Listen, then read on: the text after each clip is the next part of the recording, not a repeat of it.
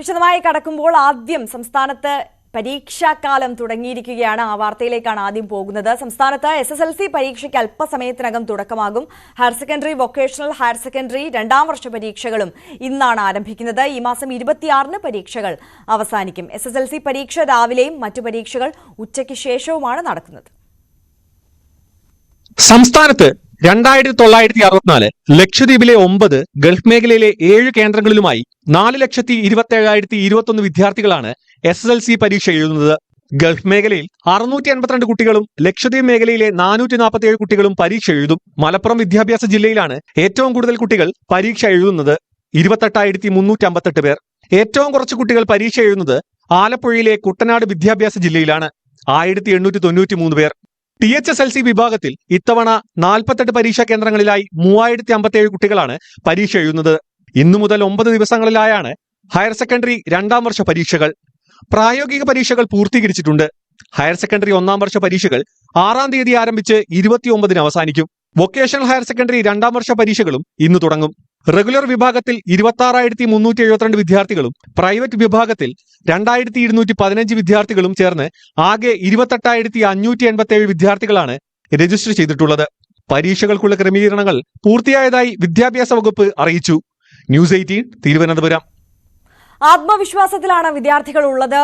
ഏതാനും നിമിഷങ്ങൾക്കകം തന്നെ പരീക്ഷാ ഹാളിലേക്ക് SSLC വിദ്യാർത്ഥികൾ പ്രവേശിക്കും. കൊച്ചിയിൽ നിന്ന് ഡാനി പോളും ശരണ്യ സ്നേഹജനും അല്പസമയത്തിനകം ചേരും. ആദ്യമായിട്ട് പരീക്ഷ എഴുതലല്ലേ, നല്ലോണം പഠിച്ചു. അത് തന്നെയും എല്ലാം പഠിച്ചു. അങ്ങനെയൊന്നുമല്ല, രാവിലെ എണീറ്റ് പഠിക്കും, വൈകുന്നേരം പഠിക്കും, സാധാരണ പോലെ. നന്നായിട്ട് പഠിച്ചിട്ടുണ്ട്. ഇനി അടിപൊളിയായിട്ട് പരീക്ഷ എഴുതണം. ടെൻഷനൊന്നും ഇല്ല വലുതായിട്ട്. നന്നായിട്ട് ഹാളിൽ കയറി പരീക്ഷയൊക്കെ അടിപൊളിയായിട്ട് പ്രാർത്ഥിച്ച് എഴുതണം. സൂപ്പർ.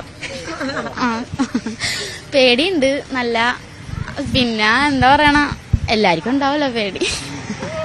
പറയേ നല്ലത് പഠിച്ചിട്ടുണ്ടല്ലോ. അതെ, വലിയ തയ്യാറെടുപ്പാണ്. വേറെ ഒന്നുമില്ല. നല്ല രീതിയിലാണ് പഠിപ്പിക്കണല്ലോ. എന്താ പറയാനാ, അങ്ങനെ കഷ്ടപ്പെട്ട് പഠിച്ചിട്ടുണ്ട്. എന്നാലും ടെൻഷനാണ്, സമയം കിട്ടുമോ, സമയം തികയോ ഒക്കെ. പിന്നെ ടീച്ചർമാർ നല്ലോണം ഹെൽപ്പ് ചെയ്തു. അവരുടെ ഒരു ദൈവാനുഗ്രഹം കൊണ്ട് ഞങ്ങൾ മര്യാദക്ക് എക്സാം എഴുതും. അവരും ഭയങ്കര സപ്പോർട്ടാണ്. പറ്റണത് എഴുത്, ഞങ്ങൾ ഇങ്ങനെ നിർബന്ധിക്കൂല, നിങ്ങൾക്ക് കഴിയാവുന്നത് നിങ്ങൾ എഴുത്, അങ്ങനെ പറഞ്ഞു. കൊച്ചിയിൽ നിന്ന് ഡാനി പോളും ആലപ്പുഴയിൽ നിന്ന് ശരണ്യ സ്നേഹജനും നമുക്കൊപ്പം ചേരുകയാണ്. ഡാനി, ഏറ്റവും ടെൻഷൻ നിറഞ്ഞ അവസാന നിമിഷങ്ങളിലൂടെയാണ് കുട്ടികൾ കടന്നു പോകുന്നത്. എന്തായാലും 9:15 ഹാളിലേക്ക് കയറണം എന്നുള്ളതാണ് നിർദ്ദേശം, അല്ലേ?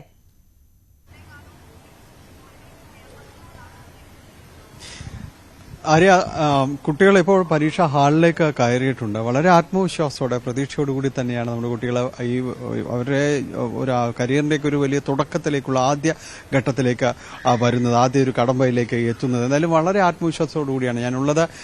എറണാകുളത്തെ ഗവൺമെന്റ് ഗേൾസ് സ്കൂളിലാണ്. ഇവിടെ ഏതാണ്ട് 95 പേരാണ് പരീക്ഷയിലേക്ക് SSLC പരീക്ഷ എഴുതുന്നത്. വളരെ മികച്ച വിജയം നേടുന്ന ഒരു വിദ്യാലയം കൂടിയാണ്. നേരത്തെ പ്രധാനാധ്യാപികയോടെല്ലാം സംസാരിക്കുമ്പോൾ നല്ല രീതിയിൽ ആ കുട്ടികളെല്ലാം തന്നെ ഒരുക്കിയെടുക്കാൻ അവർക്ക് കഴിഞ്ഞിട്ടുണ്ട് എന്ന് അവർ പറയുന്നു. കൃത്യമായ രീതിയിൽ തന്നെ ഈ ഒരു പൊതുവിദ്യാഭ്യാസ സമ്പ്രദായത്തോട് ചേർന്ന് നിന്നുകൊണ്ട് വളരെ കൃത്യമായ രീതിയിൽ അവരെ ഒരുക്കിയെടുക്കുന്നു. പരീക്ഷയിലേക്ക് ഒരു ആശങ്കയില്ലാതെ അവരെ കടത്തിവിടുക എന്നത് തന്നെയാണ് ടീച്ചർമാർക്ക് ഈ ദിവസങ്ങൾ, അവസാന ദിവസങ്ങളെല്ലാം തന്നെ കൂടുതലുള്ള. നേരത്തെ പരീക്ഷ തുടങ്ങുന്നതിന് മുമ്പ് എല്ലാ കുട്ടികളെയും വിളിച്ചിരുത്തി അവസാനവട്ടം അവർക്കുള്ള ഉപദേശങ്ങളും നിർദ്ദേശങ്ങളും നൽകുന്നു. ഒരിക്കലും ഈ ഒരു ഭയത്തോടെ, ആശങ്കയോടെ ഒന്നും പരീക്ഷയെ സമീപിക്കേണ്ടതില്ല. ചോദ്യങ്ങൾ കൃത്യമായി അത് മനസ്സിലാക്കിക്കൊണ്ട് അതിൻ്റെ ഉത്തരങ്ങളിലേക്ക്, അതിൻ്റെ വ്യക്തതയിലേക്ക് കടന്നു പോവുക. സമയത്തെക്കുറിച്ച് ഒരു മനസ്സിലേക്ക് കുറിക്കുക. വേവലാതികൾ വേണ്ട എന്നെല്ലാം തന്നെ കുട്ടികളെല്ലാം ടീച്ചർ ഉപദേശിക്കുന്നുണ്ടായിരുന്നു. അങ്ങനെ അവരെ കുട്ടികളെ മാനസികമായി ഒരുക്കിയെടുക്കുക, അവരെ ഈ ദിവസത്തേക്ക് അനുരൂപരാക്കുക എന്നെല്ലാം തന്നെയാണ് പ്രധാനമായും തന്നെ ഇവിടെ അധ്യാപകർ അല്പസമയം മുമ്പ് അവർക്ക് കൊടുക്കുന്ന നിർദ്ദേശങ്ങളിലെല്ലാം തന്നെ കണ്ടത്. സമയത്തെക്കുറിച്ച് കൃത്യമായി ഓർത്തുകൊണ്ട് പരീക്ഷയെ അഭിമുഖീകരിക്കുക എന്ന നിർദ്ദേശങ്ങളെല്ലാം തന്നെ അവർക്ക് നൽകുന്നുണ്ടായിരുന്നു. വളരെ സ്റ്റഡി ലീവും കാര്യങ്ങളും എല്ലാം പ്രയോജനപ്പെടുത്തിക്കൊണ്ട് ഈ ദിവസങ്ങളിലേക്ക് കടന്നു പോകുക എന്നതാണ് നിർദ്ദേശം നൽകിയത്. ഇപ്പോൾ കുട്ടികളെല്ലാം തന്നെ ക്ലാസ് മുറികളിലേക്ക് എത്തിയിരുന്നു. അതുകൊണ്ട് അവരെ ബുദ്ധിമുട്ടിക്കേണ്ടതില്ല. നമുക്ക് എന്തായാലും ആലപ്പുഴയിലേക്ക് പോകാൻ ഡാനി കൊച്ചിയിൽ നിന്നാണ് ചേർന്നത്. അവിടെ കുട്ടികളെല്ലാം പരീക്ഷാ ഹാളിലേക്ക് പ്രവേശിച്ചു കഴിഞ്ഞു. ആലപ്പുഴയിൽ നിന്ന് ശരണ്യ നമുക്കൊപ്പം ചേരുന്നുണ്ട്. ശരണ്യതേ നമുക്ക് സ്ക്രീനിൽ കാണാം, പരീക്ഷാ ഹാളിനുള്ളിലാണ് നിൽക്കുന്നത്. അവസാന നിമിഷം ഒന്ന് ഓടിച്ചിട്ട് എല്ലാം ഒന്ന് നോക്കുന്ന തിരക്കിലാണ് കുട്ടികൾ, അല്ലേ?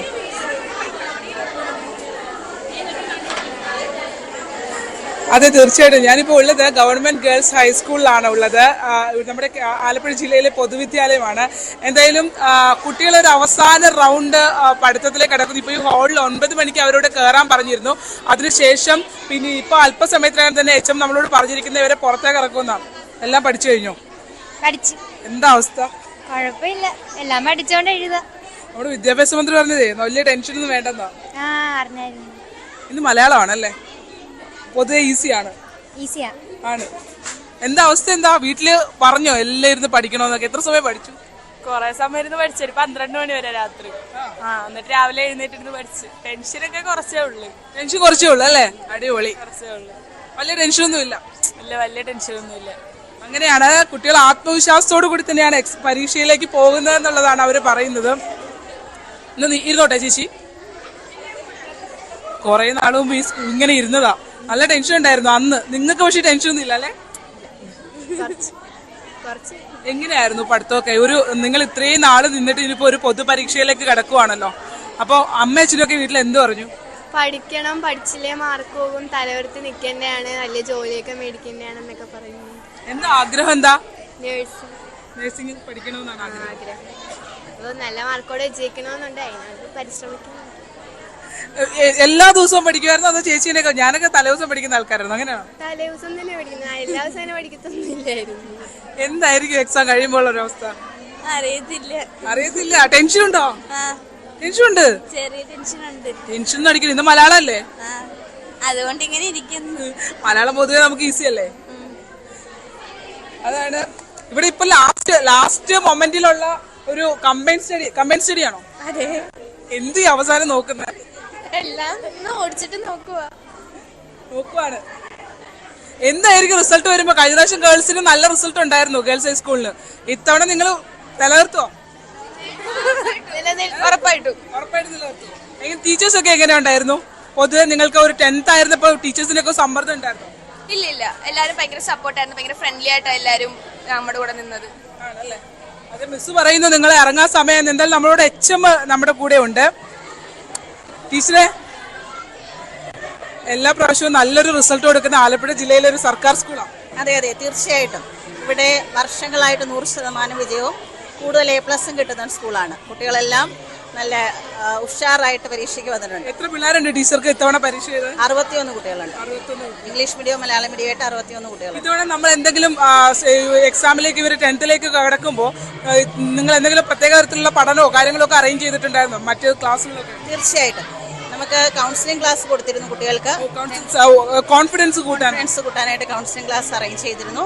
പിന്നെ വെളിയിൽ നിന്ന് ഇവർക്ക് പിന്നെ പല വിഷയങ്ങൾക്ക് അധ്യാപകരെ കൊണ്ട് ക്ലാസ് എടുപ്പിച്ചിരുന്നു. ഇവിടുത്തെ അധ്യാപകരെ കൂടാതെ തന്നെ വെളിയിൽ നിന്ന് ക്ലാസ് എടുപ്പിച്ചിരുന്നു. കുട്ടികളെല്ലാം ഹാപ്പിയാണ്. ടീച്ചറുടെ പിള്ളേർ ഇത്തവണയും തകർക്കും തീർച്ചയായിട്ടും. അതാണ് ടീച്ചറുടെ പേര്? റൂബി ഫാത്തിമ. അതാണ് ടീച്ചറിന്റെ കുട്ടികൾ ഇത്തവണയും തകർക്കും എന്നാണ് അവര് പറയുന്നത്. ഇപ്പോ ഇറക്കാൻ സമയമല്ലേ അവര്? അതെ, അവരിനിപ്പോ ഒരു ഹാളിലാണ് ഇവിടെ ഉള്ളത്. അതിനുശേഷം ഇനിയിപ്പോ എക്സാം ഹാളുകളിലേക്ക് കുട്ടികളെ കൊണ്ടുപോകും. 61 വിദ്യാർത്ഥികളാണ് ഇവിടെ ഇരിക്കുന്നതെന്ന് പറയുന്നത്. ഹലോ, എന്ത് പറ്റി? ഉറങ്ങിയില്ലേ ഇന്നലെ രാത്രി? ടെൻഷൻ. നമ്മൾ എത്ര കൗൺസിലിംഗ് എന്നൊക്കെ പറയുമ്പോഴും അവർക്ക് ടെൻഷൻ ഉണ്ട്. കാരണം അവർ ആദ്യമായിട്ട് കിടക്കുന്ന ഒരു പൊതുപരീക്ഷയാണല്ലോ. സ്വാഭാവികമായും അവർ ടെൻഷൻ ഉണ്ട്. അധ്യാപകർക്ക് ഇപ്പോൾ വലിയ ടെൻഷൻ കൊടുക്കുന്നില്ല, പക്ഷെ വീട്ടുകാർ അത്യാവശ്യം നല്ല ടെൻഷൻ കൊടുക്കുന്നുണ്ട് എന്നുള്ളതാണ്. എല്ലാവരും നേരത്തെ തന്നെ കയറി. ഒരു അമ്മ പരീക്ഷ സമയമായിട്ട് ഒരമ്മ ഇവിടെ പുറത്ത് കാത്തു നിൽപ്പുണ്ട്. കുട്ടികൾ വളരെ കൂളാണ്, പക്ഷെ അമ്മമാർക്ക് ഭയങ്കര ടെൻഷനാണോ? അവരുടെ ഭാവി ബാധിക്കുന്ന ആദ്യമായിട്ട് അവർ തയ്യാറെടുക്കുന്ന ഒരു എക്സാം എന്ന രീതിയിൽ ടെൻഷൻ ഉണ്ടാവും. ടീച്ചേഴ്സൊക്കെ ഇറങ്ങാൻ തുടങ്ങിയിട്ടുണ്ട്. അവര് എക്സാം ഹാളുകളിലേക്കൊക്കെ പോകാനുള്ള പ്രിപ്പറേഷൻസിലേക്ക് എല്ലാവരും റെഡി ആണല്ലോ അല്ലെ? കുട്ടികളൊക്കെ ഭയങ്കര ആത്മവിശ്വാസത്തിലാണ്. കൗൺസിലിംഗ് ഉൾപ്പെടെ കൊടുത്തെന്നൊക്കെയാണ് ടീച്ചർമാർ പറയുന്നത്. അപ്പൊ നിങ്ങളുടെ ഒക്കെ ഒരു ചിരിച്ച മുഖവും സപ്പോർട്ടൊക്കെ അവർക്ക് ഹാളിൽ ഉണ്ടാവുമല്ലോ അല്ലേ? ഉണ്ടാവും, തീർച്ചയായിട്ടും ഉണ്ടാവും. പൊതുവെ കുട്ടികളൊക്കെ നല്ല ആത്മവിശ്വാസമുള്ള കുട്ടികളാണ് ഇപ്പോഴത്തെ അല്ലേ? അതെ അതെ, ആത്മവിശ്വാസമുള്ള കുട്ടികൾ എല്ലാവരും റെഡിയാണ്. ടീച്ചർ എല്ലാവരും ഹാളുകളിലേക്ക് പോവുകയാണോ? എങ്ങനെയുണ്ട് ടീച്ചർ കാര്യങ്ങളൊക്കെ? നന്നായിട്ട് പോകുന്നു. എന്തായാലും അവർക്ക് ഇപ്പൊ എത്ര മണിക്ക് തുടങ്ങും? 9:15 ഫസ്റ്റ് ബെല്ല് അടിക്കും. 9:30 പിള്ളേർക്ക് പേപ്പർ ഫുൾ ഓഫ് ടൈം തുടങ്ങും. 9:45 വരെ ഫുൾ ഓഫ് ടൈം. അത് കഴിഞ്ഞ് എഴുതാൻ തുടങ്ങും. അവരെല്ലാരും ഇറങ്ങി തുടങ്ങി. നമ്മുടെ കുട്ടികളും ഇറങ്ങി തുടങ്ങിയിട്ടുണ്ട്. അപ്പൊ ഓൾ ദി ബെസ്റ്റ്. നന്നായിട്ട് എഴുതുക. Okay, all the best. വിളിക്കില്ലേ? നന്നായിട്ട് എഴുതണം കേട്ടോ. പരീക്ഷയെല്ലാം ആരും ടെൻഷൻ ഒന്നും അടിക്കാതെ നന്നായിട്ട് എഴുതില്ലേ? ഫസ്റ്റ് പരീക്ഷ ചെയ്യുമ്പോ ഇതൊക്കെ മാറും അല്ലേ? ആദ്യമായിട്ട് പറഞ്ഞ മലയാളം അല്ലേ ആദ്യം, നമ്മളങ്ങ് തടുത്ത് പിന്നെ അങ്ങ് കയറില്ലേ എല്ലാവരും? അപ്പൊ എല്ലാവർക്കും ഓൾ ദി ബെസ്റ്റ്. അതാണ് അവര് എക്സാം ഹാളിലേക്ക് പോവാണ്. ഇനിയിപ്പോ നമ്മൾ അവരെ ടെൻഷൻ എടുപ്പിക്കേണ്ട, അവരുടെ വഴിക്ക് പോവുക. അവര് എന്താ പറയുക, വളരെ ആത്മവിശ്വാസമുള്ള കുട്ടികളുടെ മുഖങ്ങളാണ് നമുക്കിവിടെ കാണാൻ കഴിയുന്നത്. പണ്ടത്തെ സാഹചര്യമൊക്കെ മാറിയിരിക്കുന്നു. കുട്ടികള് ഭയങ്കര കോൺഫിഡൻസിലാണ്. അറിയാം. തീർച്ചയായും ശരണ്യ സ്നേഹജനാണ് ആലപ്പുഴയിൽ നിന്ന് ചേർന്നത്. എന്തായാലും പരീക്ഷ എഴുതാൻ പോകുന്ന എല്ലാ കുട്ടികൾക്കും ഓൾ ദ ബെസ്റ്റ് ന്യൂസ് 18 വക കൂടി അറിയിക്കുകയാണ്. എന്തായാലും ഒരുപാട് പേർക്കും ഭൂരിഭാഗം ആളുകൾക്കും വലിയ ടെൻഷനൊന്നുമില്ല. എന്നാലും എത്രയൊക്കെ കൗൺസിലിംഗ് കൊടുത്തെന്ന് പറഞ്ഞാലും നേരത്തെ ശരണ്യ സൂചിപ്പിച്ചതുപോലെ ആദ്യമായി അഭിമുഖീകരിക്കാൻ പോകുന്ന പൊതുപരീക്ഷയാണ്. സ്വാഭാവികമായും അല്ലറ ചില്ലറ ടെൻഷനൊക്കെ എല്ലാ കുട്ടികൾക്കും ഉണ്ടാകും. എന്തായാലും കൂടുതൽ ടെൻഷൻ അടിക്കേണ്ട കാര്യമൊന്നുമില്ല. വളരെ ലളിതമായ പരീക്ഷയാകും എന്നുള്ളതാണ് നേരത്തെ വിദ്യാഭ്യാസ മന്ത്രി പറഞ്ഞ കാര്യം. മറ്റു വാർത്തകളിലേക്ക് കടക്കുകയാണ്. കോഴിക്കോട് താമരശ്ശേരിയിൽ കൊല്ലപ്പെട്ട ഷഹബാസിനെ ആക്രമിച്ച പ്രതികളെ SSLC പരീക്ഷ എഴുതിക്കുന്നതിനെതിരെ പ്രതിഷേധം. വെള്ളിമാടുകുന്ന് ജുവനൈൽ ഹോമിന് മുന്നിൽ പ്രതിഷേധിച്ച KSU MSF പ്രവർത്തകരെ പോലീസ് അറസ്റ്റ് ചെയ്തു നീക്കി.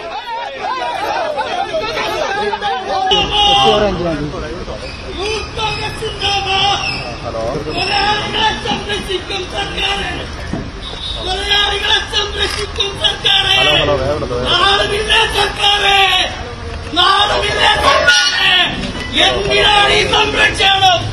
എന്തിനാണ് ഈ സംരക്ഷണം? എന്തിനാണ് ഈ സംരക്ഷണം?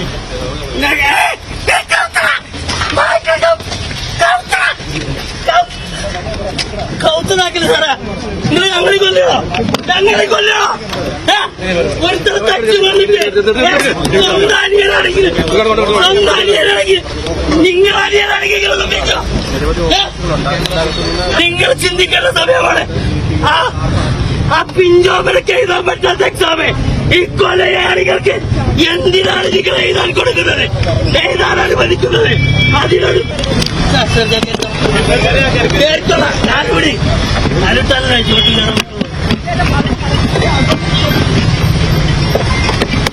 കൊലയാളി സർക്കാരിനെ കൊലയാളിയില്ലേ? സുരക്ഷാ കാരണങ്ങൾ മുൻനിർത്തി പരീക്ഷാ കേന്ദ്രം താമരശ്ശേരിയിൽ നിന്ന് മാറ്റിയിരുന്നു. ജുവനൈൽ ഹോമിൽ തന്നെയാണ് പ്രതികളെ പരീക്ഷ എഴുതിപ്പിക്കുന്നത്. CV അനുമോദ് അവിടെ നിന്ന് നമുക്കൊപ്പം ചേരുകയാണ്. അനുമോദ്, ചെയ്തത് കൊടിയ പാതകമാണ്, വലിയ ക്രൂരകൃത്യമാണ് എങ്കിൽ പോലും കുട്ടികളാണ്, അവരെ പരീക്ഷ എഴുതിക്കാനുള്ള അവകാശം സർക്കാർ എന്തായാലും നിഷേധിച്ചിട്ടില്ല. പക്ഷെ വലിയ പ്രതിഷേധം ഉയരുന്ന സാഹചര്യം. എന്തായാലും പരീക്ഷ തുടങ്ങാൻ സമയമായിരിക്കുന്നു. അവിടെ എല്ലാ ക്രമീകരണങ്ങളും ഒരുക്കിയിട്ടില്ലേ? അവരും പരീക്ഷ എഴുതാൻ വേണ്ടി സജ്ജമായി ഹാളിലെത്തിയിട്ടില്ലേ?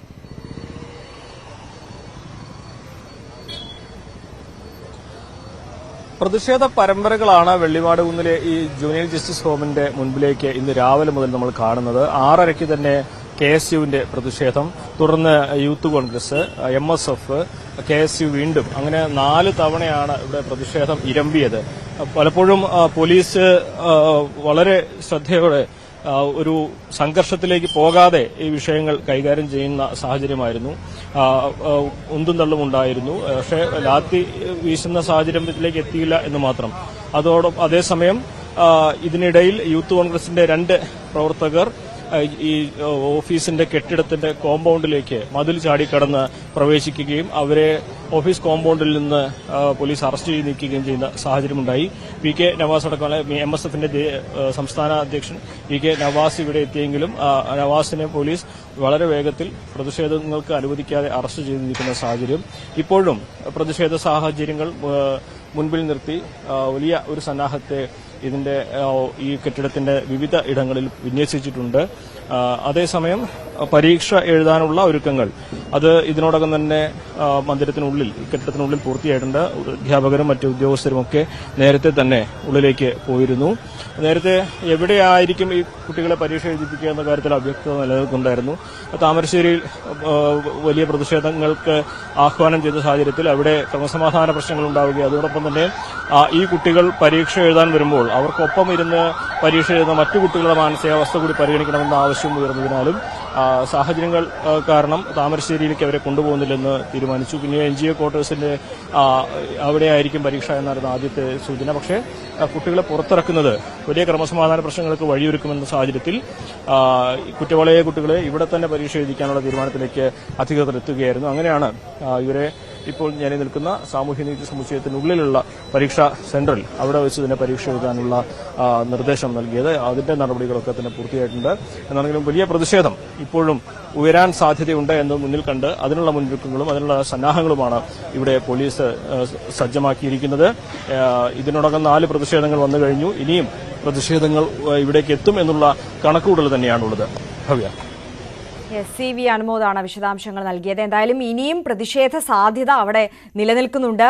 വിവിധ സംഘടനകളുടെ പ്രവർത്തകർ അവിടെ തടിച്ചുകൂടി നിൽക്കുകയാണ്. ആ സാഹചര്യം മുൻനിർത്തിക്കൊണ്ട് തന്നെ അവിടെ വലിയ പോലീസ് സുരക്ഷാ സന്നാഹമൊക്കെ ഒരുക്കിയിട്ടുണ്ട്.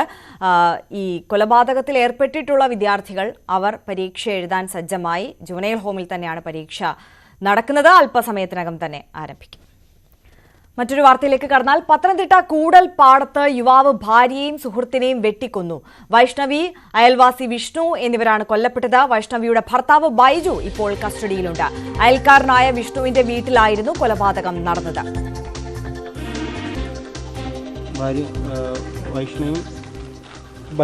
ബൈജു അവരുടെ ഇതിലേ ഉള്ളൂ, അല്ലാതെ ഈ ബൈജുവും വിഷ്ണുവായിട്ട് സാമ്പത്തിക ഏർപ്പാടോ മറ്റു കാര്യങ്ങളോ അങ്ങനെ ഒന്നുമില്ല. ഇത് തമ്മിൽ ഒന്നിച്ച് പണിക്ക് പോകുന്നു വരുന്നു. അവർ കൂട്ടുകാർ തന്നെ, അവർ ഒന്നിച്ചാണ് പഠിച്ചതും, ഒരേ പ്രായക്കാരും അവർ രണ്ടുപേരും. പ്രായം അങ്ങനെ വ്യത്യാസങ്ങളൊന്നും ഉള്ളവരല്ല. ഇതെന്താണെന്നുള്ളത് അറിയത്തില്ല. ഇവർ പണിയും കഴിഞ്ഞ് വന്ന് വെച്ച് ഏതാണ്ട് എന്നെ വിളിച്ചറിയിക്കുന്ന സമയം നോക്കുമ്പോൾ ഏതാണ്ട് ഒരു 10-10:45 മണി ആയപ്പോഴായിരിക്കും ഇവർ ഇവിടുന്ന് അവിടെ ചെന്നിട്ടാണ് ഈ സംസാരവും കാര്യങ്ങളും ഉണ്ടായേക്കുന്നത്. ആ പയ്യൻ്റെ വീട്ടിലെ എന്നിട്ടാണ് ഈ വഴക്കോ കാര്യങ്ങളും ഉണ്ടായേക്കുന്നത്. കാര്യം ഇവിടെ വെച്ച് വൈജുവും വിഷ്ണുയോ അവളുമായിട്ട് വഴക്കുണ്ടായിട്ട് നമുക്കറിയത്തില്ല. കാര്യം അറിയത്തില്ലെന്ന് പറഞ്ഞതിൻ്റെ കാര്യം ഇവിടെ വന്നിട്ട് നമ്മൾ ആരോടും ചോദിച്ചു അറിയാൻ പറ്റുന്നൊരു മാർഗ്ഗമില്ല. ഈ 11 മണിക്ക് ആരോട് ചോദിച്ചറിയാൻ എന്തോ സംഭവിച്ചത്. പിന്നെ കണ്ടെന്ന് പറയുന്നത് വൈജുവിൻ്റെ അമ്മയാണ്. അവർക്ക് ആ ചുറ്റുപാടിൽ നമ്മൾ എന്തോ അവരോട് ചോദിക്കാൻ പറ്റുന്നത്, എന്തോ അറിയാൻ പറ്റും. ശശിനാരായണൻ കൂടുതൽ വിവരങ്ങൾ നൽകും. ശശിനാരായണൻ, സംസ്ഥാനത്ത് ഇത്തരത്തിൽ ദിവസവും കൊലപാതകങ്ങളുടെ വാർത്ത റിപ്പോർട്ട് ചെയ്യേണ്ട ഒരു സാഹചര്യം. പത്തനംതിട്ടയിൽ ഇന്ന് നേരം പുലർന്നപ്പോൾ ഒരു ഇരട്ട കൊലപാതകത്തിന്റെ വാർത്തയാണ് നമ്മളെ തേടിയെത്തിയത്. എന്തായിരുന്നു ഈ കൊലപാതകത്തിന് പ്രധാനമായും കാരണം? ഇവരുടെ കുടുംബാംഗങ്ങളൊക്കെ എന്താണ് പറയുന്നത്? ഇവർ ദീർഘകാലമായി ഇത്തരത്തിൽ ശത്രുതയിൽ ഉണ്ടായിരുന്ന 2 കുടുംബമായിരുന്നോ? എന്താണ് സാഹചര്യം? ഈ ഇരട്ട കൊലപാതകത്തിന് പ്രധാനമായും പോലീസ് പറയുന്ന കാര്യങ്ങൾ സാമ്പത്തിക ഇടപാടും ഒപ്പം ഭാര്യയിലുള്ള സംശയമാണ് ഈ കൊലപാതകം കാരണമെന്നാണ് പോലീസിന്റെ FIR-ൽ സൂചിപ്പിച്ചിട്ടുള്ളത്. എന്തായാലും അയൽവാസികൾ 2 പേരും, ഈ കൊല ചെയ്യപ്പെട്ട ആളും ഈ മരിച്ച 2 പേരും അയൽവാസികളാണ്. ഈ വൈഷ്ണവിയും വിഷ്ണുവുമാണ് കൊല ചെയ്യപ്പെട്ടുള്ളത്. ഈ വൈഷ്ണവിയുടെ ഭർത്താവ് ബൈജുവാണ് ഈ 2 പേരെയും വെട്ടി കൊലപ്പെടുത്തിയത്. എന്തായാലും ഭാര്യയിലുള്ള സംശയം ഒപ്പം സാമ്പത്തിക ഇടപാടും ഈ കൊലപാതകത്തിലേക്ക് നയിച്ചു എന്നുള്ളതാണ് പോലീസ് പറയുന്നത്. എന്തായാലും ഈ കൊലപാതകത്തിന് ശേഷം ഈ വൈഷ്ണവിയുടെ ഭർത്താവ് ബൈജുവിനെ പോലീസ് അറസ്റ്റ് ചെയ്തിട്ടുണ്ട്. ഇന്നലെ രാത്രി 11 മണിയോടുകൂടിയാണ് ഇത്ര ഒരു സംഭവം പാടത്ത് നടക്കുന്നത്. പാടത്ത് ഈ വൈഷ്ണവിയെ വൈഷ്ണവിയും ബൈജുവും തമ്മിൽ, വൈഷ്ണവിയുടെ ഭർത്താവ് ബൈജുവും തമ്മിൽ നിരന്തരം വാക്കേറ്റവും തർക്കങ്ങളും ഒക്കെ നേരത്തെയും ഈ സാമ്പത്തിക പ്രശ്നവുമായി ബന്ധപ്പെട്ടുണ്ടായിട്ടുണ്ട്. വൈഷ്ണവി സാമ്പത്തികമായി വിഷ്ണുവിനെ സഹായിച്ചിരുന്നു, ലോൺ എടുത്തൊക്കെ സഹായിച്ചിരുന്നു എന്നുള്ള ഒരു തർക്കം നേരത്തെയും വീട്ടിലുണ്ടായിരുന്നു. അത്തരത്തിൽ പല തർക്കങ്ങളുണ്ടായ സമയത്ത് തന്നെ ഈ വൈഷ്ണവിയെ വീട്ടിലേക്ക് പിതാവ് വിളിച്ചുകൊണ്ട് പോകുന്നതും പിന്നീട് രമ്യമായി പരിഹരിച്ച് വീണ്ടും ഒപ്പം താമസിക്കുന്ന ഒരു സാഹചര്യം കൂടി ഈ കുടുംബത്തിലുണ്ട്. എന്തായാലും ഇന്നലെയും അതേ ചൊല്ലിയുള്ള തർക്കങ്ങൾ ഇന്നലെ വീട്ടിലുണ്ടായെന്ന് പറയുന്നു. ആ സമയത്ത് തന്നെ വൈഷ്ണവി രാത്രി തൊട്ടടുത്ത് താമസിക്കുന്ന വിഷ്ണുവിന്റെ വീട്ടിലേക്ക് ഓടിച്ചെല്ലുന്നു. ആ സമയത്താണ് ഈ ബൈജു പുറകെ ചെന്ന് വെട്ടുകത്തി കൊണ്ട് വൈഷ്ണവിയെ ആക്രമിക്കുന്നത്. ആക്രമണം തടയാനെത്തിയ വിഷ്ണുവിനെയും ബൈജു ആക്രമിച്ചു. സംഭവ സ്ഥലത്ത് തന്നെ വൈഷ്ണവി മരിക്കുന്നു. ആശുപത്രിയിലേക്ക് കൊണ്ടുപോകുമ്പോഴാണ് വിഷ്ണുവും മരണപ്പെടുന്നത്. എന്തായാലും 2 കൊലപാതകങ്ങളും ഈ സാമ്പത്തികമായുള്ള പ്രശ്നങ്ങളും ഈ ഭാര്യയിലുള്ള സംശയം കൊണ്ട് ഉണ്ടായതാണെന്നാണ് പോലീസിന്റെ എഫ്ഐആർ സൂചിപ്പിക്കുന്നത്. ഇതിൽ ഏറ്റവും 2 പേരും, ഈ കൊല്ലപ്പെട്ട വിഷ്ണുവും ബൈജുവും തമ്മിൽ സുഹൃത്തുക്കളാണ്. അവർ ഒന്നിച്ചാണ് പണിക്ക് പോകുന്നത്. 2 പേരും മരപ്പണിക്കാരാണ്. 2 പേരും ഒന്നിച്ചാണ് ജോലിക്ക് പോകുന്നത്. എന്നാൽ നിലവിലത്തെ ഇവർ വിഷ്ണുവും അതുപോലെ തന്നെ ഈ ബൈജുവും തമ്മിലുള്ള വാക്കേറ്റവും മറ്റു കാര്യങ്ങളും ഉണ്ടായതായി നാട്ടുകാർ പറയുന്നില്ല. അതേസമയം വീട്ടിൽ ഇതിനെ ചൊല്ലിയുള്ള തർക്കങ്ങൾ ബൈജു നിരന്തരം ഉണ്ടാക്കിയിരുന്നു. അത് വലിയ പ്രശ്നങ്ങളായി മാറിയിരുന്നു. അത് കുടുംബ കലഹങ്ങളിലേക്ക് ഉണ്ടായിരുന്നു. ആ സമയങ്ങളിലെല്ലാം പിതാവ് വീട്ടിലെത്തി കുട്ടികളെയും അതുപോലെ തന്നെ വൈഷ്ണവിയും വീട്ടിലേക്ക് വിളിച്ചുകൊണ്ട് പോയിരുന്നു. പിന്നീട് രമ്യയോടുകൂടി വീണ്ടും ഒന്നിച്ച് താമസിക്കുന്ന സാഹചര്യമാണുണ്ട്. ഇന്നലെ രാത്രിയിലും സമാനമായ രീതിയിൽ പ്രശ്നങ്ങൾ ഉണ്ടാവുന്നു. ആ പ്രശ്നത്തിന്റെ ഭാഗമായിട്ടാണ് വൈഷ്ണവി കൂടി വിഷ്ണുവിന്റെ വീട്ടിലേക്ക് എത്തുന്നത്. അവിടെ വെച്ചാണ് ഈ കൊലപാതകം നടക്കുന്നത്. എന്തായാലും ദാരുണമായ ഒരു സംഭവമായി ഉണ്ടായിട്ടുള്ളത്. സാമ്പത്തികമായിട്ടുള്ള പ്രശ്നങ്ങളും ഒപ്പം ഈ പറഞ്ഞ ഈ കുടുംബ പ്രശ്നങ്ങളുമൊക്കെയാണ് ഈ കൊലപാതകത്തിന് കാരണമായിട്ടുള്ളതെന്നാണ് പോലീസ് വ്യക്തമാക്കുന്നത്. ഈ വൈഷ്ണവി വിഷ്ണുവിനെ സാമ്പത്തിക കുടുംബശ്രീയുടെ ലോണൊക്കെ എടുത്ത് സഹായിച്ചിട്ടുണ്ടെന്നുള്ള കാര്യം കൂടി പറയുന്നു. ആ ലോണൊക്കെ തിരിച്ചടവൊക്കെ മുടങ്ങിയിട്ടുണ്ട്. അത്തരം കാര്യങ്ങളൊക്കെ ചില തർക്കങ്ങൾ വീട്ടിലുണ്ടായിട്ടുണ്ട്. അങ്ങനെയൊക്കെയുള്ള കാര്യങ്ങൾ ഈ കൊലപാതകത്തിനുണ്ട്. ഏതായാലും മറ്റെന്തെങ്കിലും കാരണങ്ങൾ ഈ കൊലപാതകത്തിനുണ്ടോ എന്നുള്ള കാര്യം കൂടി പോലീസ് പരിശോധിക്കുകയാണ്. അതുകൂടി പരിശോധിച്ച ശേഷമേ ഇതിന്റെ കൃത്യമായ ഒരു കാരണം അറിയാൻ കഴിയുള്ളൂ. എന്തായാലും എഫ്ഐആറിൽ സൂചിപ്പിച്ചിരിക്കുന്ന 2 വിഷയങ്ങൾ ഇതാണ്. പ്രധാനമായും ഈ വൈഷ്ണവിലുള്ള ഭർത്താവും ബൈജുവിനുള്ള സംശയമാണ് ഈ 2 പേരെയും കൊലപ്പെടുത്താനുള്ള കാരണമായി സൂചിപ്പിക്കുന്നത്. ആര്യ, ശരി, ശശിനാരായണനാണ് വിവരങ്ങൾ നൽകിയത്. എന്തായാലും പത്തനംതിട്ട കൂടലിലാണ് നാടിനെ നടുക്കിയ ഇരട്ട കൊലപാതകം സംഭവിച്ചിരിക്കുന്നത്. പ്രശസ്ത വൃക്കരോഗ വിദഗ്ധൻ ജോർജ് പി എബ്രഹാമിനെ മരിച്ച നിലയിൽ കണ്ടെത്തി. നെടുമ്പാശ്ശേരിക്ക് അടുത്ത് തുരുത്തിശ്ശേരിയിലെ സ്വന്തം ഫാം ഹൌസിലാണ് മരിച്ച നിലയിൽ കണ്ടെത്തിയത്. ഫാം ഹൌസിൽ നിന്നും ആത്മഹത്യാക്കുറിപ്പും കണ്ടെടുത്തു. പ്രായാധിക്യമായെന്നും ആരോഗ്യ പ്രശ്നങ്ങളുണ്ടെന്നും ആത്മഹത്യാക്കുറിപ്പിൽ പറയുന്നു. ഡാനി പോൾ കൂടുതൽ വിവരങ്ങൾ നൽകും. ഡാനി, ആത്മഹത്യാക്കുറിപ്പ് കണ്ടെത്തിയിട്ടുണ്ട്. പക്ഷെ അതിൽ പറയുന്ന കാര്യങ്ങൾ നമ്മൾ ഇത്രയും പ്രശസ്തനായ പ്രമുഖനായ ഒരു ആരോഗ്യ വിദഗ്ധനിൽ നിന്ന് പ്രതീക്ഷിക്കുന്ന കാര്യങ്ങളായിരുന്നില്ല, അല്ലേ?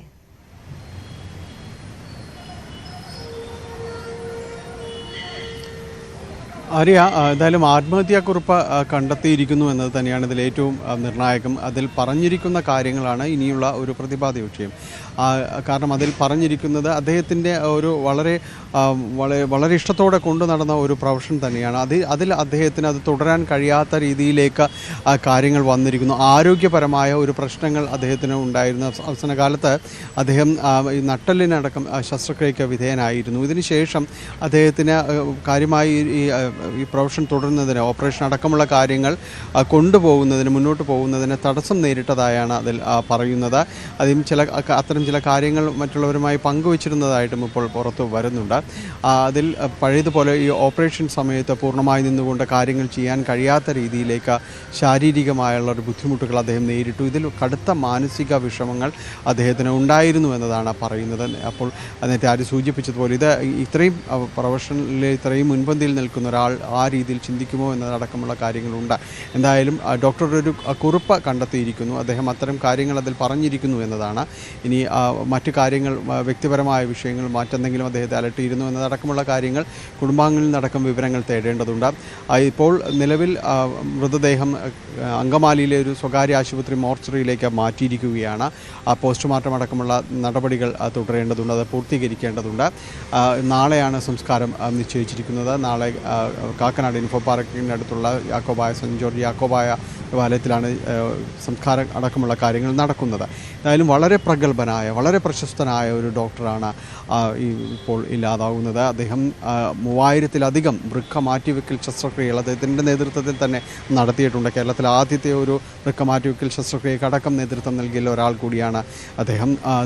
ഈ ലാപ്രോസ്കോപ്പിക് വൃക്ക മാറ്റിവെക്കൽ ശസ്ത്രക്രിയ ജീവനുള്ള ദാതാവിൽ നിന്ന് അങ്ങനെ സങ്കീർണമായൊരു ശസ്ത്രക്രിയ നടത്തിയ ലോകത്തിലെ തന്നെ മൂന്ന് ഡോക്ടർമാരിൽ ഒരാളായിട്ടാണ് അദ്ദേഹത്തെ കണക്കാക്കപ്പെടുന്നത്. അങ്ങനെ വളരെ പ്രശസ്തനായ ഒരാളാണ് അദ്ദേഹം. ഏതായാലും അദ്ദേഹത്തിൻ്റെ മരണം ആത്മഹത്യ എന്ന രീതിയിലേക്ക് തന്നെ ഇപ്പോൾ പോലീസ് സ്ഥിരീകരിക്കുന്നു എന്നത് തന്നെയാണ്. കാരണം ഈ ആത്മഹത്യ കുറിപ്പടക്കമുള്ള കാര്യങ്ങൾ കണ്ടെടുത്തത് ഇന്നലെ രാത്രി അദ്ദേഹത്തിൻ്റെ ഫാം ഹൗസിലേക്ക് അദ്ദേഹത്തിന് അനുജനുമൊത്ത് പോയി എന്നാണ് പറയുന്നത്. പിന്നീട് അഞ്ചിനെ തിരിച്ചയക്കുകയും ചെയ്തിരുന്നു. അതിനുശേഷം പിന്നീട് ഫോണിൽ ബന്ധപ്പെടാൻ ശ്രമിച്ചപ്പോൾ നടക്കാതെ വന്നപ്പോഴാണ് ഇത് അന്വേഷണം നടത്തുന്നത്. അപ്പോഴാണ് തൂങ്ങി മരിച്ച നിലയിൽ അദ്ദേഹത്തെ കണ്ടെത്തുകയും ചെയ്യുന്നത്. എന്തായാലും പോലീസ് ഈ അസ്വാഭാവിക സാഹചര്യം മരണം ഇതിനെല്ലാം തന്നെ പോലീസ് അന്വേഷണം തുടങ്ങിയിട്ടുണ്ട്. ഈ കുറിപ്പ് അടക്കമുള്ള കാര്യങ്ങൾ കണ്ടെത്തിയിട്ടുണ്ട്. ഇനി കൂടുതൽ കാര്യങ്ങൾ കുടുംബാംഗങ്ങളിൽ നിന്നടക്കം ചോദിച്ചറിയേണ്ടതുണ്ട്. തീർച്ചയായും ഡാനി പോളാണ് വിശദാംശങ്ങൾ നൽകിയത്. എന്തായാലും ഏറെ ഞെട്ടിച്ച ഒരു വാർത്തയാണ്. കേരളത്തിലെ തന്നെ ഏറ്റവും പ്രമുഖനായ വൃക്കരോഗ വിഭാഗം സീനിയർ സർജൻ കൂടിയാണ് ജോർജ് പി എബ്രഹാം എന്നുള്ളത്. അദ്ദേഹത്തെയാണ് തൂങ്ങി മരിച്ച നിലയിൽ കണ്ടെത്തിയത്. മറ്റു വാർത്തകൾ ഇടവേളയ്ക്ക് ശേഷം.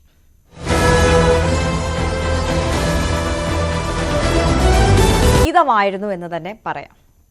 ഒന്നാം ഘട്ട വെടിനിർത്തൽ അവസാനിച്ചതോടെ ഭീഷണിയുമായി ഇസ്രായേൽ. ഗസയിലേക്കുള്ള മാനുഷിക സഹായം തടയുമെന്നാണ് ഇസ്രായേലിന്റെ ഭീഷണി.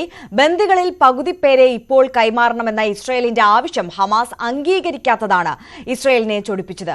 ഇതോടെ രണ്ടാം ഘട്ട വെടിനിർത്തൽ ചർച്ചകൾ തുടരാനുള്ള സാധ്യത മങ്ങി.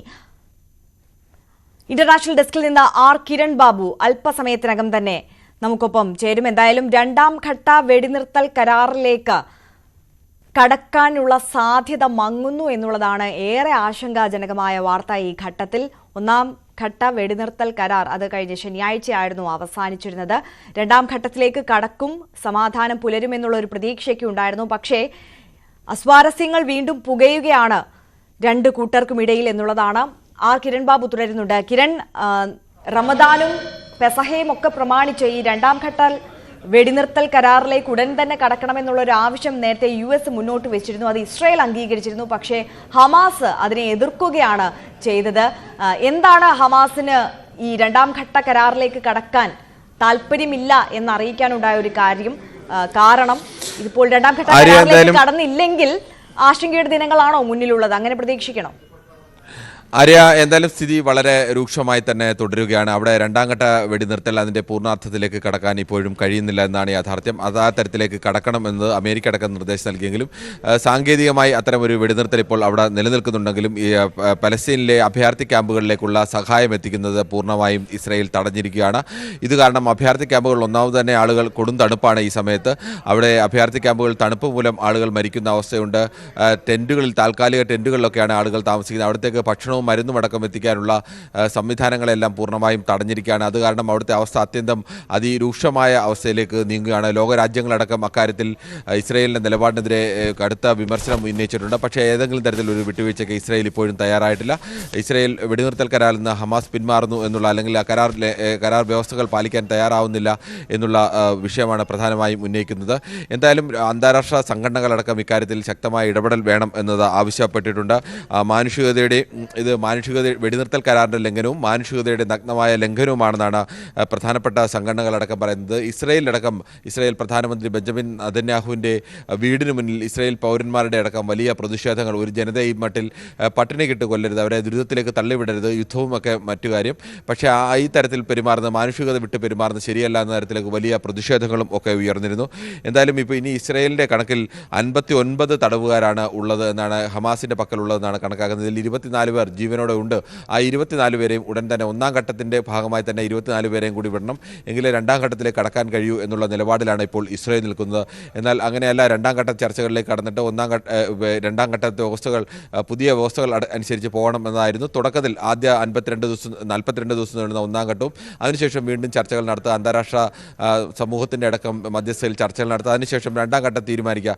ഈ വ്യവസ്ഥ അനുസരിച്ച് മുന്നോട്ട് പോകണം എന്നുള്ള നിലപാടിലാണ് ഇപ്പോൾ ഹമാസ് നിൽക്കുന്നത്. എന്തായാലും ഈ മേഖല അത്യന്തം അരക്ഷിതമായ അവസ്ഥയിലേക്കാണ് നിൽക്കുന്നത്. ഈ മേഖലയിലെ ജനങ്ങൾക്ക് സാധാരണ അഭയാർത്ഥി ക്യാമ്പുകൾ, ജനിൻ അഭയാർത്ഥി ക്യാമ്പിലടക്കം നിരവധി പേർ ഇന്നലെ മാനസിക വൈകല്യം നേരിടുന്ന ഒരാളെ ഇസ്രയേലി പട്ടാളക്കാർ ക്രൂരമായി മർദ്ദിക്കുന്നതിനടക്കം ചിത്രങ്ങൾ പുറത്തു വന്നിരുന്നു.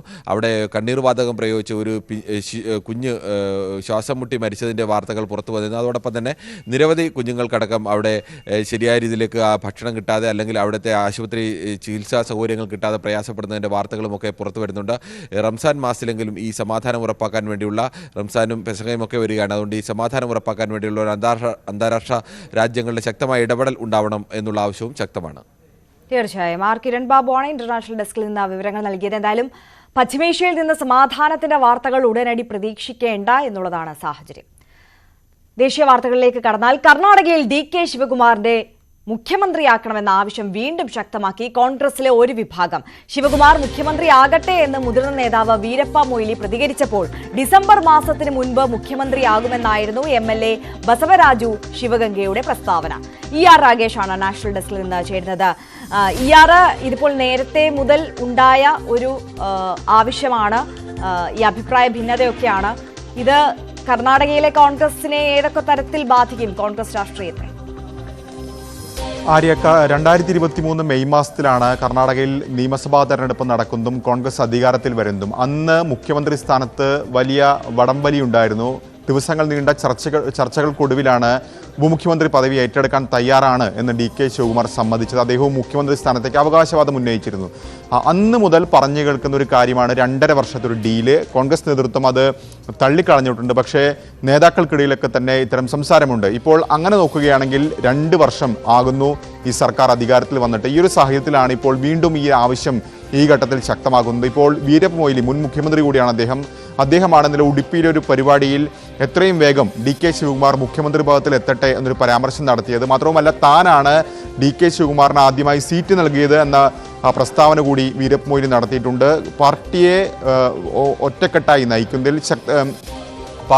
നയിക്കുന്നതിൽ DK ശിവകുമാർ വലിയ വിജയം എന്ന പരാമർശം കൂടി അദ്ദേഹത്തിൻ്റെ ഭാഗത്തുണ്ടായി. ഇതിന് കൂടാതെ DK ശിവകുമാറിനൊപ്പം നിൽക്കുന്ന ചില MLA-മാരും സമാനമായ രീതിയിലുള്ള പ്രസ്താവന നടത്തിക്കൊണ്ട് രംഗത്ത് വന്നിട്ടുണ്ട്. അതായത് ഡിസംബർ മാസത്തിന് മുൻപ് അദ്ദേഹം മുഖ്യമന്ത്രി പദത്തിലെത്തും എന്ന പ്രസ്താവനയാണ് ഇപ്പോൾ ബസവരാജു ശിവഗംഗ MLA ആണ് അദ്ദേഹം പറഞ്ഞിരിക്കുന്നത്. ഈ 2.5 വർഷ കാലാവധി നോക്കുകയാണെങ്കിൽ അത് നവംബർ മാസത്തിൽ അവസാനിക്കും. ഈ ഒരു സാഹചര്യത്തിലാണ് ഇപ്പോൾ DK ശിവകുമാറിനെ മുഖ്യമന്ത്രിയാക്കണമെന്നൊരു ആവശ്യം ചില MLA-മാർ, അദ്ദേഹത്തോട് അടുത്ത് നിൽക്കുന്ന MLA-മാരെ എന്തായാലും ഈ ആവശ്യം ശക്തമാക്കുന്നത്.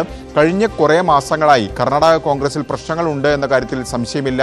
അതിപ്പോൾ മുഖ്യമന്ത്രിയെ സിദ്ധരാമയ്യെ മാറ്റണമെന്ന ആവശ്യം മാത്രമല്ല, KPCC അധ്യക്ഷ സ്ഥാനത്ത് നിന്ന് DK ശിവകുമാറിനെ മാറ്റണമെന്ന ആവശ്യവും മറുവിഭാഗത്ത് ശക്തമായി തുടരുന്നുണ്ട്. G. പരമേശ്വര, നിലവിൽ അദ്ദേഹം മന്ത്രിയാണ്, മുൻ KPCC അധ്യക്ഷനാണ്. അദ്ദേഹം അത്തരമൊരു ആവശ്യം മുന്നോട്ട് വെച്ചിട്ടുണ്ട്. ഹൈക്കമാൻഡുമായി കൂടിക്കാഴ്ച നടത്തി ഉപമുഖ്യമന്ത്രി സ്ഥാനവും KPCC അധ്യക്ഷ പദവിയും ഒരാൾ വഹിക്കരുതെന്ന ആവശ്യം അവർ മുന്നോട്ട് വെച്ചിട്ടുണ്ട്.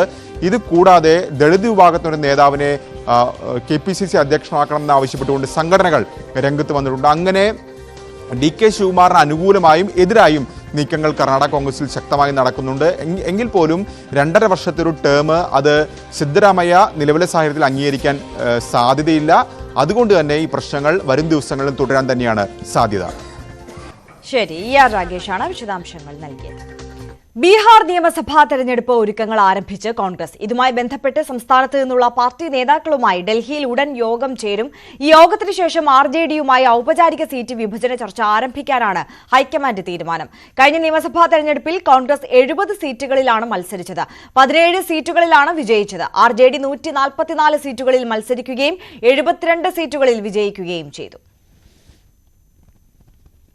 നിയമസഭാ സമ്മേളനം പുനരാരംഭിച്ചു. ആശാവർക്കർമാർ നടത്തുന്ന സമരവും വർദ്ധിച്ചുവരുന്ന ലഹരി ഉപയോഗവും ചർച്ചയാക്കാനാണ് പ്രതിപക്ഷ നീക്കം. ഉന്നത വിദ്യാഭ്യാസ മേഖലയുമായി ബന്ധപ്പെട്ട 2 സുപ്രധാന ബില്ലുകൾ ഇന്ന് നിയമസഭയിൽ വരും. സ്വകാര്യ സർവകലാശാല ബില്ലും സർവകലാശാല ഭേദഗതി ബില്ലുമാണ് നിയമസഭയിൽ അവതരിപ്പിക്കുക. VV വിനോദ് കൂടുതൽ വിവരങ്ങൾ നൽകും. വിനോദ്, ഈ ആശാവർക്കർമാർ നടത്തിപ്പോരുന്ന സമരം അത് പ്രധാന ചർച്ചാ വിഷയവുമായി സഭയിൽ വരും. ഭരണപക്ഷവും ഈ വിഷയവുമായി ബന്ധപ്പെട്ട് സംസാരിക്കുമല്ലേ? ആര്യ, ഇപ്പോൾ ചോദ്യോത്തരവേള നടക്കുകയാണ്. പാലക്കാട് ബ്രൂവറി സ്ഥാപിക്കുന്നതുമായി ബന്ധപ്പെട്ട കാര്യമാണ് പ്രതിപക്ഷത്തിന്റെ ഭാഗത്തു നിന്നുള്ള ഒരു ചോദ്യമായി വന്നത്. അതിന് എക്സൈസ് മന്ത്രി മറുപടി നൽകി. അദ്ദേഹം പറയുന്നത് ഈ ആരോപണങ്ങൾ തെറ്റാണ്. നേരത്തെ തന്നെ കമ്പനിയുമായി ധാരണയുണ്ടാക്കിയ ശേഷമാണ് നയം മാറ്റം വരുത്തിയത് എന്നതടക്കമുള്ള ആരോപണങ്ങൾ തെറ്റാണ്. ഇത് അപേക്ഷ വരുന്നത് തന്നെ സർക്കാർ നയം മാറുകയും അതിന്റെ പിന്നാലെ ഈ അപേക്ഷ വരികയും അത് എക്സൈസ് വകുപ്പ് ശുപാർശയായി സർക്കാരിന് സമർപ്പിക്കുകയും ചെയ്തിരുന്നു. അവരിൽ നിന്ന് കൃത്യമായ കാര്യങ്ങൾ മനസ്സിലാക്കി നേരത്തെ ഉമ്മൻചാണ്ടി സർക്കാർ കൈക്കൊണ്ട തീരുമാനമുണ്ട്. അതായത് പ്രതിദിനം 10 ദശലക്ഷം ലിറ്റർ ജലം വരെ കിൻഫ്രയ്ക്ക് നൽകാമെന്ന തീരുമാനം. അത് വ്യവസായ ആവശ്യത്തിന് വേണ്ടിയുള്ളതാണ്. ആ ഒരു തീരുമാനം തന്നെയാണ് സർക്കാർ നടപ്പാക്കാൻ ശ്രമിച്ചത്. ഒരു തുള്ളി സ്പിരിറ്റ് പോലും സംസ്ഥാനത്ത് നിലവിൽ ഉത്പാദിപ്പിക്കുന്നില്ല. കർണാടകയിൽ നിന്നും മഹാരാഷ്ട്രയിൽ നിന്നുമാണ് സ്പിരിറ്റ് കൊണ്ടുവരുന്നത്. ഈ വകയിൽ വൻ തുക ചെലവാകുന്നുണ്ട്. അത് സംസ്ഥാനത്ത് തന്നെ ഉത്പാദിപ്പിച്ചാൽ അതിന്റെ നിക്ഷേപം സംസ്ഥാനത്ത് വരികയും അത് സംസ്ഥാനത്തിന് വലിയ സാമ്പത്തിക നേട്ടമായി മാറുകയും ചെയ്യുമെന്ന് എക്സൈസ് മന്ത്രി പറയുന്നു. മാത്രമല്ല പ്ലാച്ചിമട സമരത്തെ അദ്ദേഹം ന്യായീകരിക്കുകയും ചെയ്തു. അന്ന് സമരം ചെയ്യേണ്ടി വന്നത് ഈ ഭൂഗർഭ ജലം എടുക്കുന്നത് കൊണ്ടും ജല മലിനീകരണം, ഈ രണ്ട് വിഷയങ്ങൾ ചൂണ്ടിക്കാട്ടിയാണ് അന്ന് ഡിവൈഎഫ്ഐ നേതൃസ്ഥാനത്തുണ്ടായിരുന്ന താനടക്കമുള്ളവർ ആ സമരവുമായി മുന്നോട്ട് പോയത്. ആ സമരം ശരിയായിരുന്നു. പക്ഷെ ഇപ്പോഴുള്ള പദ്ധതിക്ക് ഒരു തുള്ളി ഭൂഗർഭജലം പോലും വേണ്ടിവരില്ല എന്ന കാര്യം കൂടി എക്സൈസ് മന്ത്രി സഭയിൽ വ്യക്തമാക്കി. ആര്യ. ശരി, വി വിനോദാണ് വിശദാംശങ്ങൾ നൽകിയത്. അതേസമയം സെക്രട്ടേറിയറ്റിന് മുന്നിൽ ആശാ വർക്കർമാർ നടത്തുന്ന സമരം 22ാം ദിവസത്തിലാണ്. ആശാ വർക്കർമാർ ഇന്ന് നിയമസഭയ്ക്ക് മുന്നിലേക്ക് മാർച്ച് നടത്തും. MG മിഥുനാണ് കൂടുതൽ വിവരങ്ങളുമായി ചേരുന്നത്. മിഥുൻ, 22ാം ദിവസത്തിലേക്ക് കടന്നിരിക്കുകയാണ് സമരം. ഇന്ന് സഭ തുടങ്ങിയ പശ്ചാത്തലത്തിൽ നിയമസഭയ്ക്ക് മുന്നിലേക്ക് പ്രതിഷേധം എത്തിക്കുകയാണ് ആശമാർ, അല്ലേ?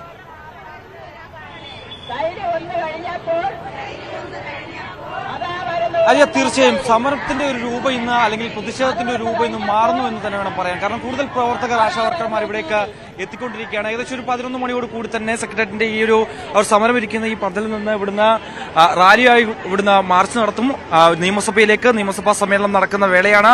അതുകൊണ്ട് തന്നെ ഇവരുടെ ആവശ്യങ്ങൾ, ഈ ഓണറേറിയത്തിനും മുഴുവൻ മാനദണ്ഡങ്ങളും പിൻവലിക്കുക, എല്ലാ മാസവും 5-ാം തീയതിക്ക് അത് നൽകുക, ആശമാർക്ക് വിരമിക്കൽ ആനുകൂല്യമായി 5 ലക്ഷം രൂപ നൽകുക, പെൻഷൻ നൽകുക അടക്കമുള്ള നിരവധി കാര്യങ്ങളാണ് ഇവർ മുന്നോട്ട് വച്ചിരിക്കുന്നത്. ഇതുമായി ബന്ധപ്പെട്ട കഴിഞ്ഞ കുറച്ച് കാര്യങ്ങൾ സർക്കാർ ഒരു അനുകൂല നിലപാട് സ്വീകരിച്ചുവെങ്കിൽ പോലും തന്നെ പിന്നീട് നടന്ന ചർച്ചകളൊന്നും തന്നെ ഫലവത്താവാത്ത ഒരു കാഴ്ച ഉണ്ടായിരുന്നു. ഒപ്പം തന്നെ ഇന്ന് കൂടുതൽ മൂർച്ചയേറുന്നത്, സമരത്തിന് കൂടുതൽ മൂർച്ചയേറുന്നതിന്റെ ഒരു പ്രധാനപ്പെട്ട കാര്യം, പ്രതിപക്ഷം പ്രധാനമായും ഈ സമരത്തിന് ഐക്യദാർഢ്യം പ്രഖ്യാപിച്ചിട്ടുണ്ട്. ഈ സമരത്തിന് അവർക്കൊപ്പം ഉണ്ടാകുമെന്ന് അറിയിക്കുകയും ചെയ്തിട്ടുണ്ട്. ഇപ്പോൾ നമുക്ക് കാണാം, ദൃശ്യങ്ങൾ കാണുന്ന പോലെ തന്നെ കോൺഗ്രസ് നേതാക്കൾ, ബിന്ദു കൃഷ്ണ ഉൾപ്പെടെയുള്ള നേതാക്കൾ ഇവിടെ അണിനിരന്നിട്ടുണ്ട്. ഒപ്പം തന്നെ ഈ മാർച്ച് നിയമസഭയിലേക്ക് എത്തുമ്പോൾ പ്രതിപക്ഷ നേതാവ് ഉൾപ്പെടെയുള്ള നേതാക്കൾ ഈ സമരത്തിന് ഐക്യദാർഢ്യം പ്രഖ്യാപിച്ചുകൊണ്ട് സമരത്തിന്റെ ഭാഗമായി എത്തുമെന്നാണ് നമുക്ക് കരുതുന്നത്. അങ്ങനെയുള്ള സൂചനകളാണ് ലഭ്യമാവുകയും ചെയ്യുന്നത്. എന്തായാലും നിലവിൽ ഈ വിഷയവുമായി ബന്ധപ്പെട്ട കേന്ദ്ര സഹമന്ത്രി സുരേഷ് ഗോപി അടക്കമുള്ളവർ കഴിഞ്ഞ ദിവസമെത്തി കേന്ദ്രമന്ത്രി ജെ പി നദ്ദയുമായി കൂടിയാലോചനകൾ നടത്തി. മറ്റു സംസ്ഥാനങ്ങളിൽ ഏത് തരത്തിലാണോ ഈ വിഷയം പരിഹരിച്ചിട്ടുള്ളത് ആ രീതിയിൽ മുന്നോട്ട് പോകാനുള്ള ഇടപെടൽ നടത്തുമെന്ന് അദ്ദേഹം കഴിഞ്ഞ ദിവസം ഈ പ്രവർത്തകർക്ക് വാഗ്ദാനം നൽകുകയും ചെയ്തിരുന്നു. അതിന്റെ അടിസ്ഥാനത്തിൽ ഇന്ന് സംസ്ഥാന സർക്കാരും നിയമസഭയിൽ ഈ ഒരു വിഷയം ഉന്നയിക്കുന്നുണ്ട്. ശ്രദ്ധ ക്ഷണിക്കലിന്റെ ഭാഗമായി കെ ശാന്തകുമാരി MLA ആണ് ഇത് സഭയ്ക്ക് മുന്നിലേക്ക് ഈ വിഷയം കൊണ്ടുവരുന്നത്. അതിൽ അവർ പ്രധാനമായും പഠിച്ചറിയുന്നത് കേന്ദ്ര സർക്കാർ തന്നെയാണ്. ഈ ഓണറേറിയവും ഇൻസെന്റീവുമായി ബന്ധപ്പെട്ടുള്ള വിഷയങ്ങളിൽ അതിൽ കേന്ദ്ര വിഹിതം അത് കൃത്യമായി നൽകുക, സമയബദ്ധമായി നൽകുക എന്നുള്ള ഒരു ആവശ്യമാണ് പ്രധാനമായും അവർ മുന്നോട്ട് വെക്കുകയും ചെയ്യുന്നുണ്ടായും. നിലവിൽ സമരത്തിന്റെ ശക്തി മാറുകയാണ്. കൂടുതൽ മൂർച്ചയേറിയ തരത്തിലേക്ക് കാര്യങ്ങൾ പോവുകയും ചെയ്യുന്നു. അല്പസമയത്തിനകം തന്നെ വലിയ ഒരു ആശാവർക്കർമാരുടെ വലിയൊരു നിര ഇവിടെ നിന്ന് നിയമസഭയിലേക്ക് തങ്ങളുടെ ആവശ്യങ്ങൾ നേടിയെടുക്കുന്നതിന് വേണ്ടി കഴിഞ്ഞ 22 ദിവസമായി നടത്തുന്ന ഈ സമരത്തിന്റെ ഭാഗമായി നിയമസഭയ്ക്ക് മുന്നിലേക്കെത്തി പ്രതിഷേധം നടത്തും. MG മിഥുനാണ് വിവരങ്ങൾ നൽകിയത്. മറ്റു വാർത്തകൾ ഇടവേളയ്ക്ക് ശേഷം.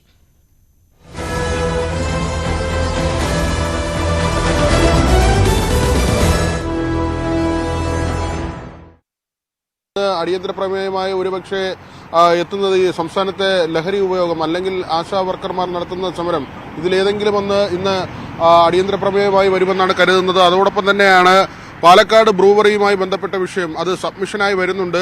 ആശമാരുടെ സമരത്തിൽ ഈ കേന്ദ്ര നിലപാടുകൾ അത് ഭരണപക്ഷം തന്നെ ഉന്നയിക്കാനും തീരുമാനിച്ചിട്ടുണ്ട്.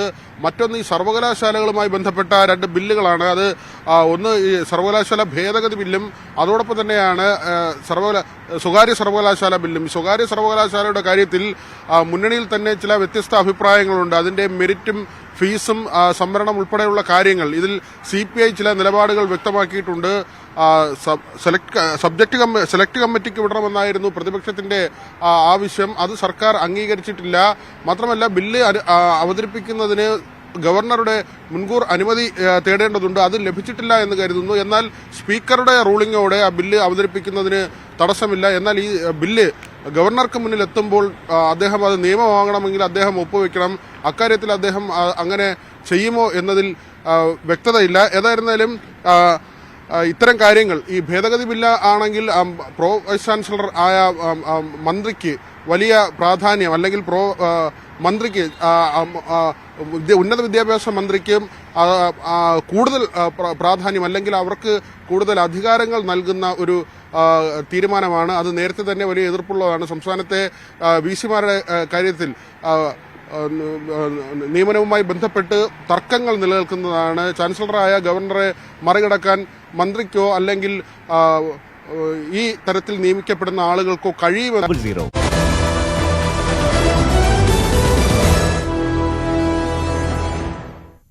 വാർത്തകളിലേക്ക്. CPM സംസ്ഥാന സെക്രട്ടേറിയറ്റിൽ വലിയ അഴിച്ചുപണിക്കാണ് കളമൊരുങ്ങുന്നത്. PK ശ്രീമതി AK ബാലൻ തുടങ്ങിയ പ്രമുഖർ വഴിമാറേണ്ടി വരും. കണ്ണൂരിൽ നിന്ന് P ജയരാജൻ ഇത്തവണയെങ്കിലും സെക്രട്ടേറിയറ്റിൽ എത്തുമോ എന്ന് കണ്ടറിയണം. MP രാജേഷിനെ സെക്രട്ടേറിയറ്റിൽ ഉൾപ്പെടുത്തും. പുതിയ 5 ജില്ലാ സെക്രട്ടറിമാർക്ക് പുറമെ യുവാക്കളടക്കം കൂടുതൽ പുതുമുഖങ്ങൾ സംസ്ഥാന സമിതിയിലും എത്തും. എറണാകുളത്ത് തുടങ്ങിവച്ച നേതൃത്വത്തിലെ തലമുറ മാറ്റം കൊല്ലത്ത് അടുത്ത ഘട്ടത്തിലേക്ക് കടക്കുകയാണ്. KR ഗൗരിയമ്മയ്ക്കും സുശീല ഗോപാലിനും ശേഷം CPMന്റെ സംസ്ഥാന സെക്രട്ടേറിയറ്റിൽ അംഗമായ വനിതാ നേതാവാണ് PK ശ്രീമതി. പതിറ്റാണ്ടുകളായി CPMന്റെ നേതൃത്വ വേദികളിൽ നിറഞ്ഞു നിൽക്കുന്ന ശ്രീമതി ഇത്തവണ ഒഴിയേണ്ടി വരും. കേന്ദ്ര കമ്മിറ്റി അംഗം കൂടിയായ AK ബാലനാണ് പ്രായപരിധി നിബന്ധനയുടെ പേരിൽ വഴിമാറേണ്ടി വരുന്ന മറ്റൊരു പ്രമുഖൻ. എറണാകുളം സമ്മേളനത്തിൽ സംസ്ഥാന സെക്രട്ടേറിയറ്റിലെത്തിയ ആനാവൂർ നാഗപ്പനും 75 പിന്നിട്ടു.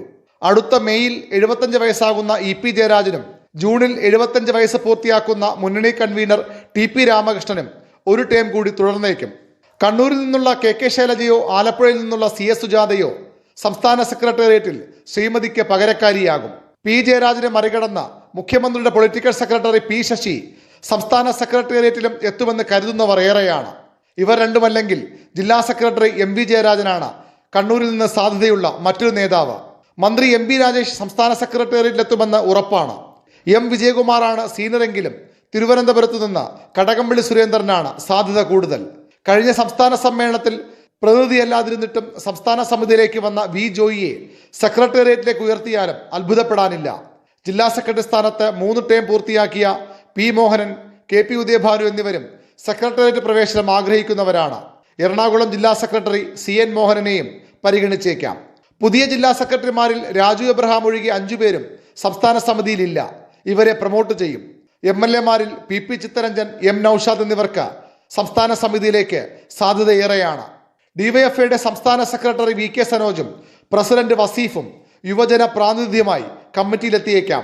ആതിഥേയ ജില്ലയായ കൊല്ലത്തു നിന്ന് DYFഐ സംസ്ഥാന ട്രഷറർ അരുൺ ബാബുവിനെയും പരിഗണിക്കാനിടയുണ്ട്. പാർട്ടിക്ക് നാണക്കേടുണ്ടാക്കിയ കരുനാഗപ്പള്ളിയിലെ വിഭാഗീയതയുടെ പേരിൽ സൂസൻ കോടിയെ സംസ്ഥാന സമിതിയിൽ നിന്ന് ഒഴിവാക്കിയേക്കുമെന്നാണ് സൂചന. സംസ്ഥാന സമിതിയിൽ തിരുവനന്തപുരത്ത് നിന്നുള്ള ഒഴിവിൽ CITU സംസ്ഥാന സെക്രട്ടറി KS സുനിൽകുമാറിനെ പരിഗണിക്കാൻ സാധ്യതയുണ്ട്. VV Arun, news 18, Thiruvananthapuram. ചുങ്കത്തറയിൽ ഭീഷണി പ്രസംഗം നടത്തിയതിന് PV അൻവറിനെതിരെ കേസെടുത്തു. CPM നേതൃത്വം നൽകിയ പരാതിയിലാണ് എടക്കര പോലീസ് കേസെടുത്തത്. തന്നെയും UDF പ്രവർത്തകരെയും ആക്രമിക്കാൻ ശ്രമിച്ചാൽ വീട്ടിൽ കയറി തലയടിച്ച് പൊട്ടിക്കുമെന്നായിരുന്നു PV അൻവറിന്റെ പ്രസംഗം. ഇടുക്കി വണ്ടിപ്പെരിയാറിൽ ജനവാസ മേഖലയിൽ കടുവയിറങ്ങി. പോപ്സ് എസ്റ്റേറ്റിൽ ഗ്രാമ്പി ഡിവിഷനിലാണ് കടുവയിറങ്ങിയത്.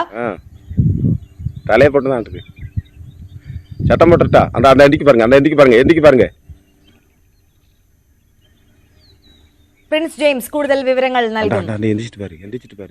പ്രിൻസ്, ഇത് എപ്പോഴാണ് ജനവാസ മേഖലയിൽ കടുവയുടെ സാന്നിധ്യം കണ്ടത്? പ്രദേശവാസികൾ ഇന്നലെ ഉച്ചയ്ക്ക് ശേഷമാണ് ഇത്തരത്തിൽ കടുവ ജനവാസ മേഖലയോട് ചേർന്ന നാട്ടുകാർ കണ്ടെത്തിയത്. പോപ്സ് എസ്റ്റേറ്റിന്റെ ഗ്രാമ്പി ഡിവിഷനിൽ 6-ാം നമ്പർ ബ്ലോക്ക് സമീപത്തായാണ് ഇത്തരത്തിൽ കടുവ കിടന്നിരുന്നത്. തോട്ടം മേഖലയാണ്. ഇതിന് സമീപത്തായി വനമേഖലയുണ്ട്. പെരിയാർ വന്യജീവി സംഘത്തോട് ചേർന്ന് കിടക്കുന്ന ഒരു പ്രദേശമാണ്. ഈ മേഖലയിൽ നിന്നും ആന കടുവ എത്തിയതാകാമെന്നാണ് കരുതുന്നത്. തുടർന്ന് നാട്ടുകാർ ബഹളം വയ്ക്കുകയും വലിയ തോതിൽ ബഹളം വയ്ക്കുകയും ചെയ്തതോടെ ഈ കടുവയെ കണ്ടതോടെ ബഹളം വയ്ക്കുകയും ചെയ്തതോടെ കടുവ ഈ പ്രദേശത്തു നിന്നും മാറി പോവുകയായിരുന്നു. കഴിഞ്ഞ ദിവസം ഏതാനും ദിവസങ്ങൾക്ക് മുൻപ് വണ്ടിപ്പെരിയാറിന് സമീപം വള്ളക്കടവിലും കടുവ ജനവാസ മേഖലയിലേക്ക് ഇറങ്ങുന്ന ഒരു സാഹചര്യം ഉണ്ടായിരുന്നു. തുടർന്ന് കൂടൊക്കെ സ്ഥാപിച്ച് വനംവകുപ്പ് നിരീക്ഷണം നടത്തുന്ന ഒരു സാഹചര്യം കൂടി ഉണ്ടായി. എന്നാൽ ഈ കടുവയെ പിന്നീട് കണ്ടെത്താൻ സാധിച്ചില്ല. അതിനുശേഷമാണ് ഇപ്പോൾ വീണ്ടും ഈ കടുവയുടെ സാന്നിധ്യം ജനവാസ മേഖലയിൽ ഉണ്ടായിരിക്കുന്നത്. ആര്യ, ശരി, പ്രിൻസ് ജെയിംസ് ആണ് വിവരങ്ങൾ നൽകിയത്. കൊല്ലം കറവൂരിൽ ചത്ത നിലയിൽ കണ്ടെത്തിയ കടുവയുടെ പോസ്റ്റ്മോർട്ടം ഇന്ന് നടക്കും. കശുമാവിൻ തോട്ടത്തിലാണ് ജഡം കണ്ടെത്തിയത്. പെൺകടുവയാണ് ചത്തത്.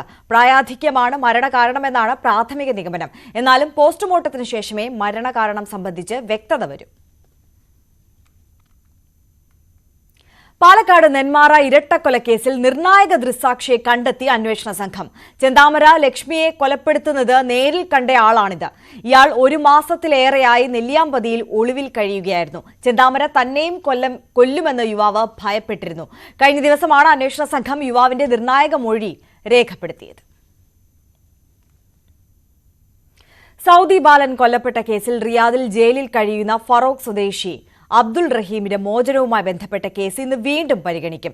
വധശിക്ഷ റദ്ദ് ചെയ്തതിനു ശേഷം ഇത് 9ാം തവണയാണ് കേസ് പരിഗണിക്കുന്നത്.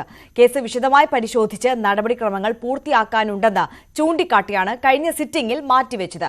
രാവിലെ 10-ന് പരിഗണിക്കുന്ന കേസ് റമദാൻ മാസത്തിന്റെ കൂടി സാഹചര്യത്തിൽ മോചന ഉത്തരവ് ഉണ്ടാകുമെന്ന പ്രതീക്ഷയിലാണ് കുടുംബം. 9 മണി വാർത്തകൾ ഇവിടെ പൂർണ്ണമാവുകയാണ്. കൂടുതൽ വാർത്തകൾ കാണാം ന്യൂസ് ട്രെൻഡ്സിൽ. നമസ്കാരം.